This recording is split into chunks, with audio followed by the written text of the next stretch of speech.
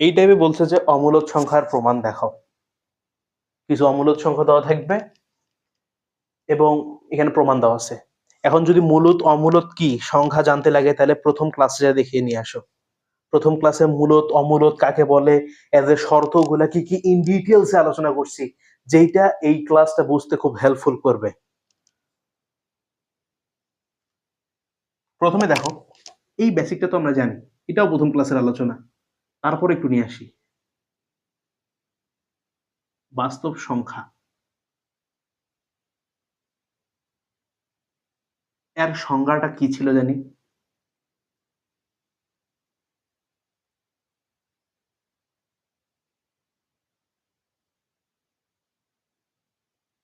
ছিল যে সকল মূলদ অমূলদ সংখ্যাকে বাস্তব সংখ্যা বলে। এটা ছিল না?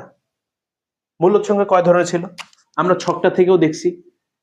মূলদ সংখ্যা হচ্ছে দুই ধরনের, একটা পূর্ণ সংখ্যা,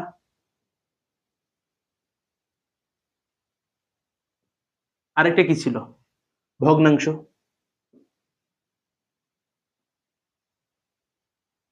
পূর্ণ সংখ্যা কি?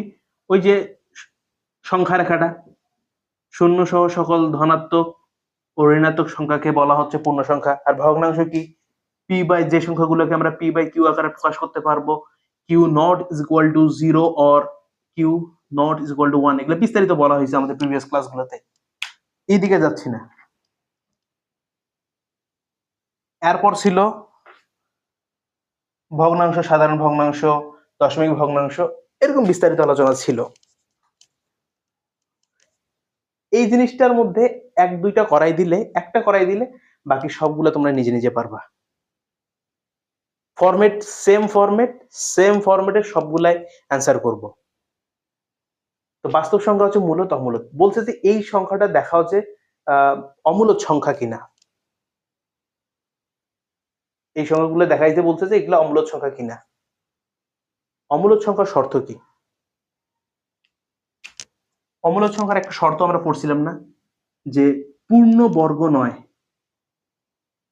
পূর্ণ বর্গ নয় এমন সংখ্যার বর্গমূল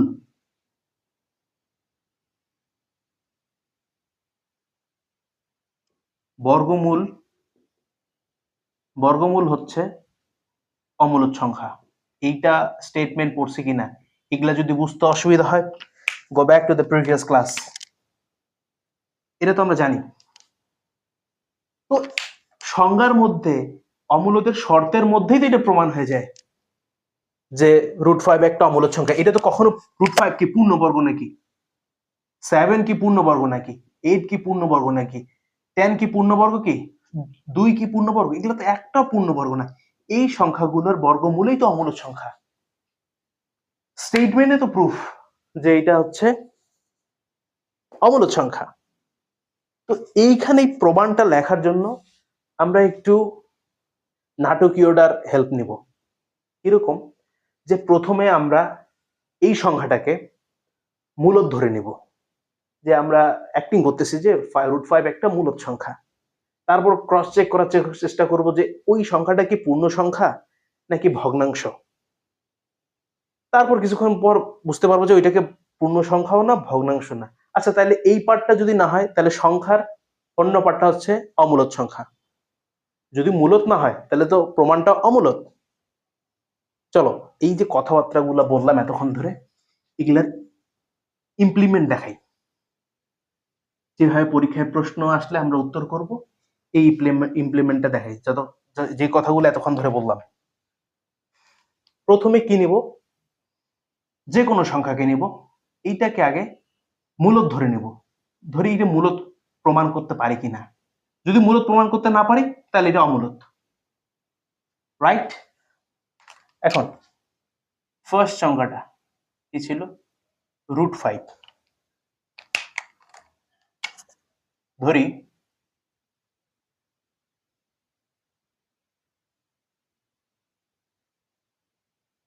√5 একটি মূলদ সংখ্যা। কারণ অমূলদ নিয়ে আমার বিস্তারিত লেখার কিছু নাই, কারণ ওর স্টেটমেন্টটাই প্রুফ করে দেয় √5 একটা অমূলদ সংখ্যা। তাই কিছু লেখার জন্য আমরা মূলত জিনিসটা হেল্প নিচ্ছি। যদি সংখ্যাটা মূলত না হয় তাহলে অবশ্যই অমূলত। তাহলে ধরি √5 একটি মূলত সংখ্যা। তো মূলত সংখ্যার মধ্যে প্রথম ফেজে আমরা চেষ্টা করব এটাকে পূর্ণ সংখ্যা কিনা এটা প্রমাণ করার জন্য। দ্বিতীয় ফেজে চেষ্টা করব ভগ্নাংশ কিনা। দেখো প্রথমে দেখি এটা পূর্ণ সংখ্যা বানানো যায় কিনা। তো কি করব এখানে, এর আগের এবং পরের পূর্ণবর্গ সংখ্যাগুলো কি কি? 5 এর আগের পূর্ণবর্গ সংখ্যা কি 2 না, কারণ 2 এর স্কয়ার করলে আমরা কত পাই 4। এর উপরে পূর্ণবর্গ সংখ্যা কি 9, অর্থাৎ 3 এর যদি আমি স্কয়ার করি তাহলে পাচ্ছি কত 9। আর √5 এর এক্সাক্ট মানটা কত? √5 এর এক্সাক্ট মানটা মোস্ট প্রবাবলি √5 যখন তুমি ক্যালকুলেটরে দিবা অ্যান্সার আসবে 2.23, অর্থাৎ 2 এর থেকে একটু বড়। 2 এর থেকে বড়, 3 এর থেকে ছোট। এই কথাটাকে একটু সুন্দর করে গুছিয়ে লিখবো যে √4 এর থেকে বড়, √5 টা √9 এর থেকে ছোট। বা এই লাইনটা এইভাবেও লেখা যায় না যে 2 থেকে বড় এবং 3 থেকে ছোট, লেখা যায়? কারণ এর মান কত 2.23। বুঝছি। এখন আসো, যেহেতু 2 ও 3 এর মাঝে আর কোনো পূর্ণ সংখ্যা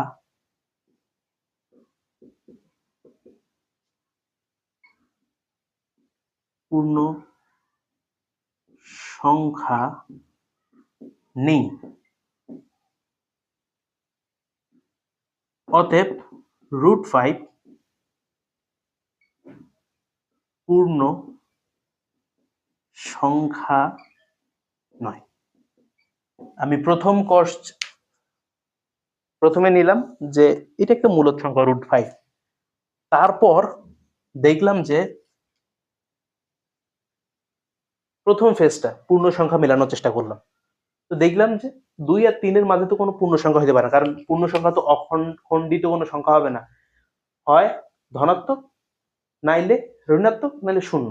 শূন্য সহ সকল ধনাত্মক ঋণাত্মক সংখ্যাকে পূর্ণ সংখ্যা বলে। এই সংখ্যার মধ্যে তো 2 আর 3 এর মাঝের সংখ্যা তো কখনোই পূর্ণ সংখ্যা হতে পারে না। তাহলে ফার্স্ট ফেজ গেল। সেকেন্ড ফেজটা আমি ধরে নিব। আবার এটাকে দেখে এবার ভগ্নাংশ বানানো যায় কিনা।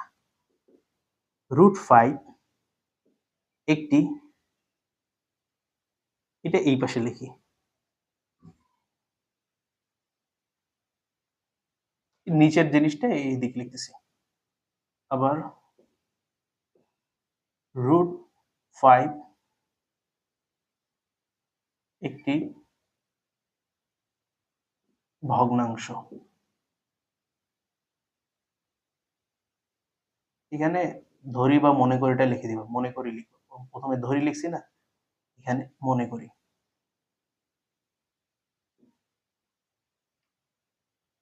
আবার √5 একটি ভগ্নাংশ। ভগ্নাংশ হতে গেলে কি হবে, p/q আকারে থাকবে, q not is equal to 0 হবে। এই শর্তগুলো জানি কিনা? জানি তো। তাহলে √5 সমান সমান আমি কি লিখতে পারি, p/q। এখন সাইনে আমি p/q এর পরিচয় লিখব। p ও q হচ্ছে স্বাভাবিক সংখ্যা,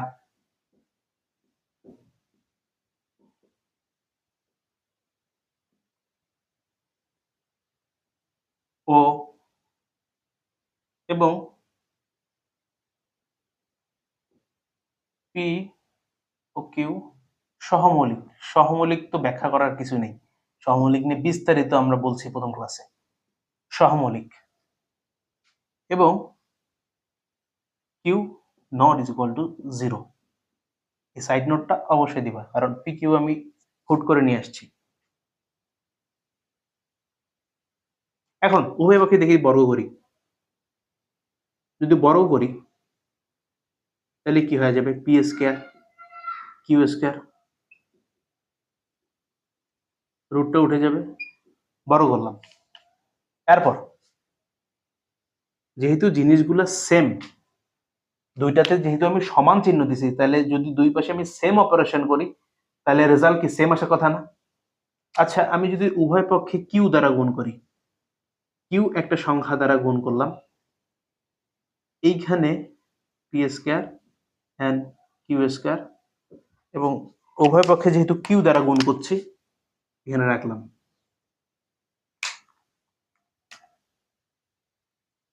কিউ দ্বারা উভয় পক্ষে গুণ করে, সুন্দর করে বিস্তারিত লিখবা, জাস্ট বোঝার জন্য সংক্ষেপে লিখলাম। কিউ দ্বারা গুণ করলে উপরে একটা কিউ নিচের একটা কিউ কাটি, নিচে একটা কিউ থাকে না, তাই এই অংশটা দেখো এইটা লিখতে পারি। এই পাশে একটু লক্ষ্য করে দেখো যে 5q আছে না, এই 5qটা একটা পূর্ণ সংখ্যা হয়ে গেছে, বাট এই পার্টটা ভগ্নাংশ রয়ে গেছে। তাহলে লিখবো কি,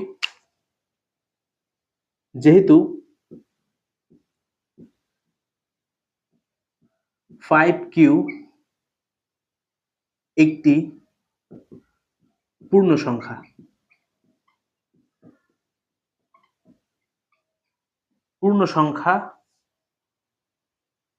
এবং pq সহমৌলিক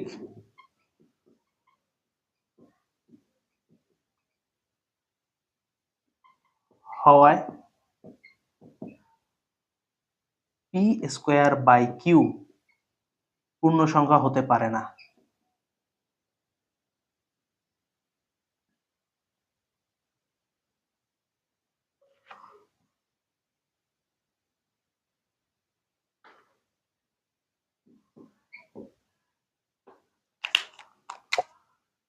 পারে না। অতএব রুট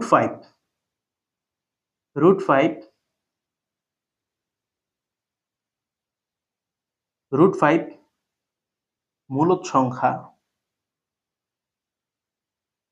আচ্ছা, আগে এইটাই লিখি এইভাবে, √5 not equal to P square by Q.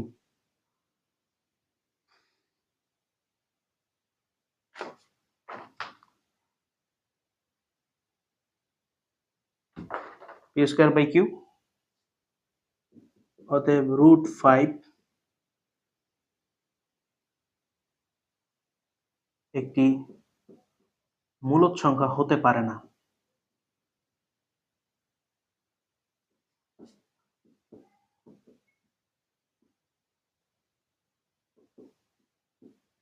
অতএব কনক্লুশন কি, অতএব √5 একটি অমূলদ সংখ্যা।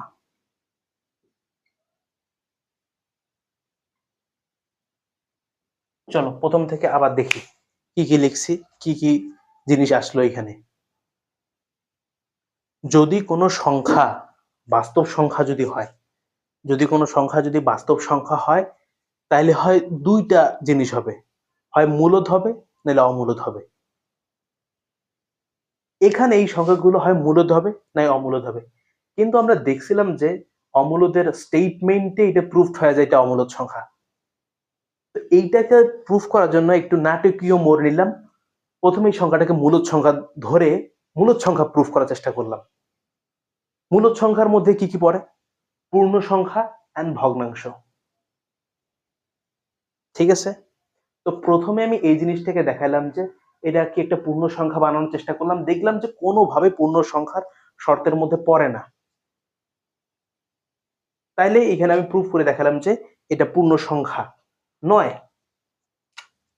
তাহলে এই অংশটাতে আমি দেখালাম যে এটা পূর্ণ সংখ্যা নয়।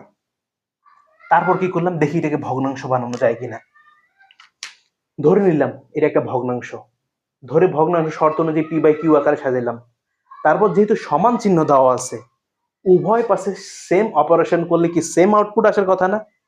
কিন্তু আমি বর্গ করলাম, বর্গ করার পর এইখানে কিউ দ্বারা গুণ করলাম। যখনই কিউ দ্বারা গুণ করলাম, এই পাশটা হয়ে গেল পূর্ণ সংখ্যা, এই পাশটা ভগ্নাংশ। যদি পূর্ণ সংখ্যা আর ভগ্নাংশ কখনো কি সমান হতে পারে? হতে পারে না। এই জিনিসটা লিখছি স্পষ্ট কিন্তু এটা এই জিনিসটা পি কিউ একটা পূর্ণ সংখ্যা, বই এইভাবে লেখা আছে, তুমি এইভাবে লিখতে পারো, যেহেতু পি কিউ একটা পূর্ণ সংখ্যা আর এইটা সহমৌলিক হয়, কিন্তু পি স্কয়ার বাই কিউ পূর্ণ সংখ্যা হতে পারতেছে না, ওইটা একটা ভগ্নাংশ আকারে থাকি গেছে। তাহলে এইটা আর এটা কি সমান হচ্ছে? না, সমান হইলো না, ভগ্নাংশ এটাকে আমি কনভার্ট করতে পারলাম না √5 কে, অতএব এটা একটা মূলদ সংখ্যা হতেই পারে না, না ভগ্নাংশ প্রমাণ করতে পারছি না পূর্ণ সংখ্যায় প্রমাণ করতে পারছি। তাহলে এটা কি মূলদ সংখ্যা হইতে পারে? না, মূলদ সংখ্যা না হলে কি হবে? অমূলদ সংখ্যা। তাহলে √5 একটি অমূলদ সংখ্যা প্রমাণিত। বুঝছি? এইভাবে যতগুলো আছে এখানে, যতগুলো আছে এইভাবে লিখবো। সেম জিনিস, প্রথমে আসবো, মনে করো প্রথমে আমি যদি √2 নিতাম, এই √2 কোশ্চেনটা তো সব জায়গায় দেয়, তাহলে এর আগের এবং পরের পূর্ণবর্গ সংখ্যা কি নিতাম? 1 স্কয়ার, 1 হলে 1, তাই তো? যদি এর পরে চিন্তা করি 2 এ নাও, √2 এর মান কত হয়? 4। √2 এর মান হচ্ছে 1.4 সামথিং, 4.1 সামথিং, এরকম কিছু একটা, মানে 1 এর চেয়ে বড়, 2 এর থেকে ছোট। তাহলে এইখানে আমি শর্তটা লিখতাম যে √1 এর থেকে বড় √2 এবং √4 এর থেকে ছোট, ঠিক আছে? এবং পরের লাইনে লিখতাম হচ্ছে 1, √2 and 2, এটা লিখতাম। তারপর লিখতাম যেহেতু 1 ও 2 এর মাঝে অন্য কোনো পূর্ণ সংখ্যা নেই, অতএব √2 একটি পূর্ণ সংখ্যা নয়। তারপর √2 কে ধরে নিলাম একটা ভগ্নাংশ। ভগ্নাংশ ধরে নেওয়ার পর কি √2 কে পি বাই কিউ আকারে প্রকাশ করার চেষ্টা করব, আর আবার সেম অপারেশন গুলো করব, হচ্ছে না, তাই এইখানে 2q বের হয়ে আসলো কিউ দ্বারা গুণ করার পর। অতএব 2q একটি পূর্ণ সংখ্যা এবং এটা সমমূল্য পূর্ণ সংখ্যা হতে পারে না, অতএব √2 it's not equal to P square by Q. অতএব √2 মূলদ সংখ্যা হতে পারে না, √2 একটি অমূলদ সংখ্যা। ঠিক সেম ভাবে তাহলে 5 গেল, √2 গেল, তারপর কি এই যে 10, 10 এর ক্ষেত্রে কি করবা? প্রথমে পূর্ণ সংখ্যা বানানোর জন্য কি কি করব? এর আগের পূর্ণ সংখ্যা এবং পরের পূর্ণবর্গ সংখ্যাটা চিন্তা করো। এর আগে কি আছে? 9 আছে, 9, 9 কিসে আসে? 3 তিরিকা 9, এবং এর উপরেরটা কি? 4, 16। তাহলে আমি এটা এভাবে লিখতাম যে √9 থেকে বড়, √10, তারপর হচ্ছে √16 থেকে ছোট, অর্থাৎ 3 থেকে বড় √10 এবং 4 এর থেকে ছোট। এই √10 এর মান 3 পয়েন্ট সামথিং কিছু একটা আছে, অর্থাৎ 3 এর থেকে একটু বড় হবে, 4 এর থেকে ছোট হবে। এইভাবে এই প্রমাণগুলা জাস্ট ওই জায়গায় রিপ্লেস করে করতে পারো। এখন ইটস আপ টু ইউ, বুঝছো কিনা অবশ্যই জানাইও। আর তোমরা 4-5টা প্র্যাকটিস করে দেখো।